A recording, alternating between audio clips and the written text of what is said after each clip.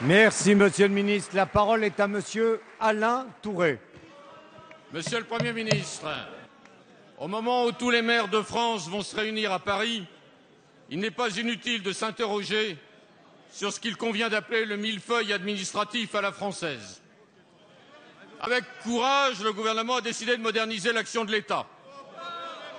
Mais peut-on échapper à la s'il vous plaît, mes chers collègues, du nombre des collectivités territoriales? on retrouve son calme. Faut-il maintenir l'existence de 36 000 communes au moment où les communautés de communes ont vidé de leur substance les compétences des communes? Peut-on envisager un regroupement des communes pour qu'une taille minimum de 1000 habitants soit la règle commune, comme en matière d'application des règles sur la parité pour les élections municipales? Faut-il maintenir l'existence de 101 départements, alors que la commission Balladur-Mauroy avait proposé d'en diminuer le nombre pour n'en retenir ce qu'avait imaginé Michel Debré en son temps qu'une cinquantaine? Faut-il maintenir l'existence de 22 régions en France métropolitaine, au moment où l'Europe exige des régions fortes et dynamiques pour répondre aux enjeux de l'avenir?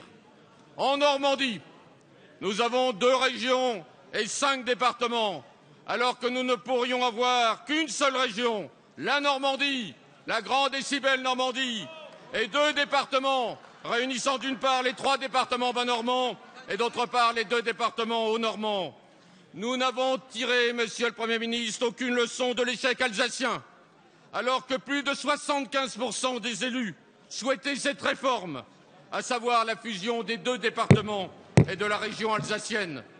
Monsieur le Premier ministre, va-t-on maintenir en l'état toutes les collectivités territoriales ou peut-on envisager une nouvelle carte des territoires avec le soutien de l'État, avec votre soutien?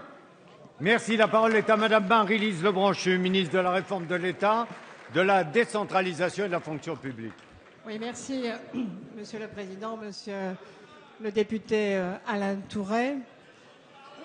Vous savez, le projet de loi devait d'abord passer au Sénat, ce qui a été fait. Et je regrette simplement, au fond, que votre groupe parlementaire, au Sénat comme à l'Assemblée nationale, n'ait pas du tout posé les débats en ces termes.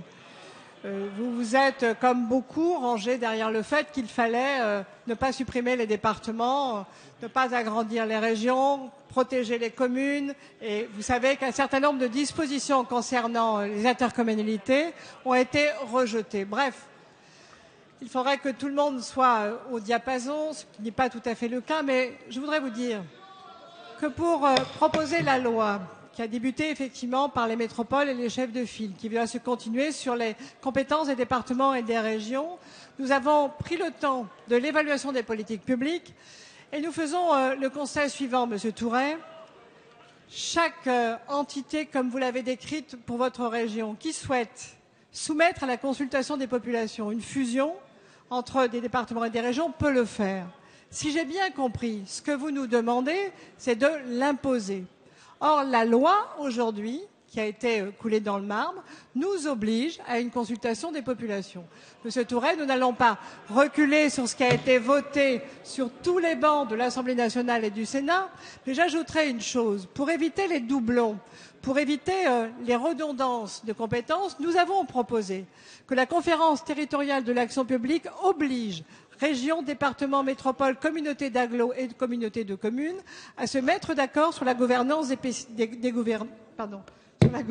compétences. Si nous y arrivons, Monsieur Tourret, ce sera l'action publique décentralisée du XXIe siècle qui sera enfin modernisée.